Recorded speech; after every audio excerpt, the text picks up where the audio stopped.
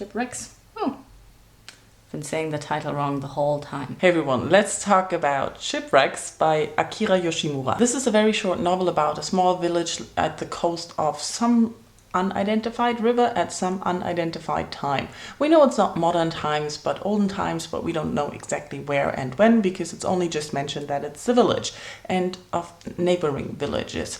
We know that neighboring villages are much more richer and much more advanced than this one.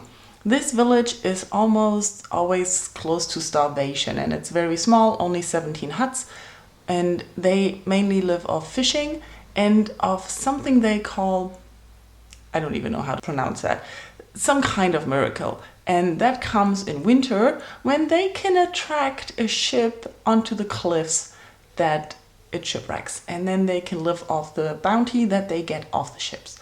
And that's pretty traditional. This is a very slow novel. I can't really say I enjoyed it. It was sort of one of these meh novels where you keep reading because you think it's just 160 pages. I can get to the end. And the writing is not bad. It's very repetitive, but the more I read, the more I noticed that the repetition is part of the story, since we're going to about 3 years in that village and we follow this one character, Isaku, and his father has indentured himself for 3 years. In the village, because they are always so short of food, they indenture their people to a merchant in the next village to work. So basically they sell them off as slaves and with the money they buy food. So Isaku's father is gone and he and his mother try to take care of his little brother, his little sister and the baby girl. And the father said when he left, don't let the children starve. And that's something that keeps repeating. So we're basically following Isaku's life and it's all about, in this season, we fish this. In this season, we fish this. In this season, we do this. And then we do this. And then the year goes around again and we do the same thing. We see him improving. We see him with his worries.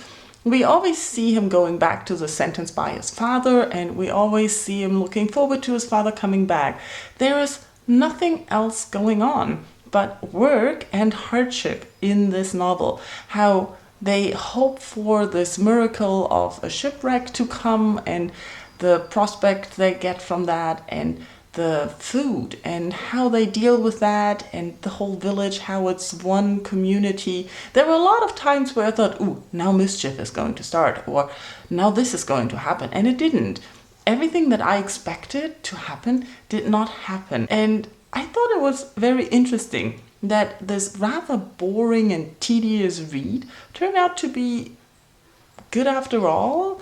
I still would not recommend to read it because it's really hardship to read about something where nothing happens. If you have read Shipwrecks, let's talk about it in comments, and I don't know, if you really are interested in it, pick it up.